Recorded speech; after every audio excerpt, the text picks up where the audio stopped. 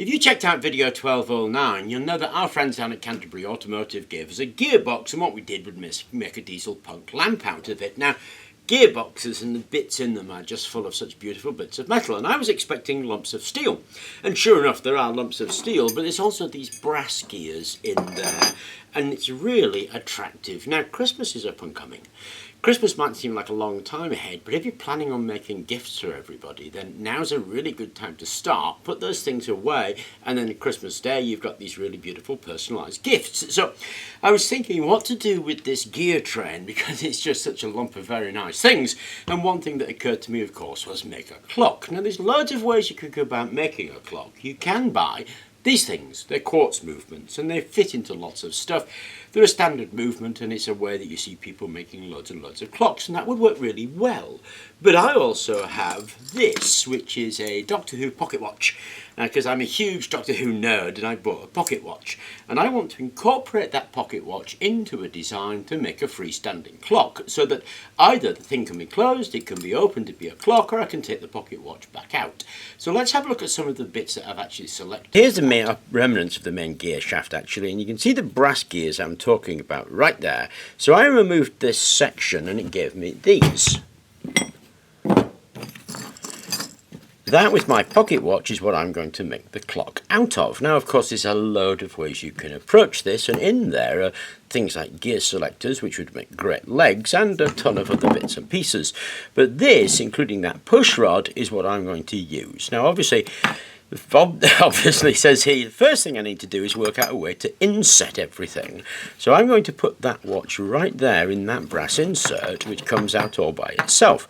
So that needs fixing in there, and I need some kind of holder for that. So what I'm going to do is put a resin in there, Vaseline the back of here so I can press it in to make an indentation, and then I can pick it back out, leaving me on my indentation, and that will make me a holder. So what I'm going to be using is this product called Fibrol. It's a UPOL product, and it's a glass fibre repair paste meant for automotive.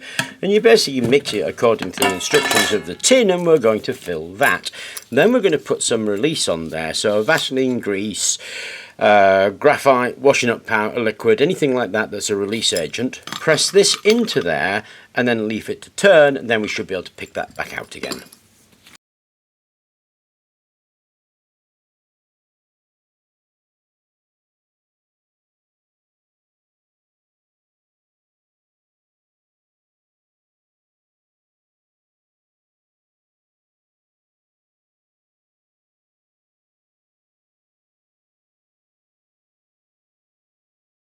So this fibril works by a chemical reaction, and it goes from a liquid into this quite hard gel.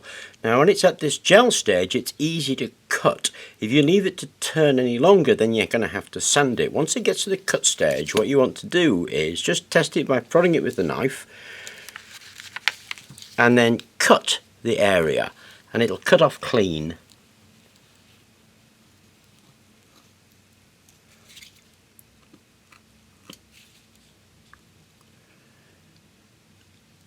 Like that. If you do it after the gel stage, you'll be sanding. If you get to the gel stage, cut it quickly, it'll come off beautifully. So when that's hardened, I've given a little bit of a sand and drilled this hole in it. That's a push hole, because when we fit that to there, we want to take it out at some time or other, like to change the battery or use it as a pocket watch. Then we have a hole there that we can push our finger through just to be able to push that off. Now then that fits in there, because that's how it came, and then that will then fit in there. And I'm going to fix these with just a bit of super glue. Now before I fix those brass pieces in place, what I want to do is fix the rest of the clock. So that goes there, and you'll notice there's a cut here, which is where that's going to clear, so we want that at top dead center. That's going to fix there. This push rod will then become a foot there, and I'm going to weld these three bits of steel together.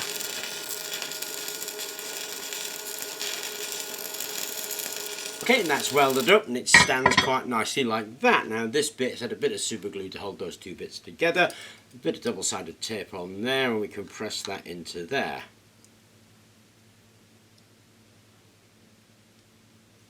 And then of course we can remove that if we want to, and then this just slides in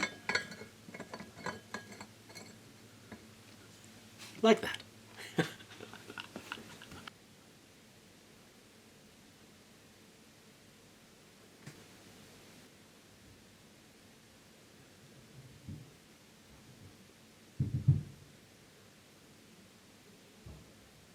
Okay, that's both ridiculous and awesome. I mean, I think any steampunk, dieselpunk, Doctor Who nerd is going to love that. I mean, that pretty much describes me, and I love it, and so does my sister. So this is going to be put away now and wait till Christmas, and there's my sister's Christmas present. I hope she likes it. I'm pretty much sure she will. Anyway, I hope you enjoyed the video. Thank you very much for watching, and please remember to like and subscribe.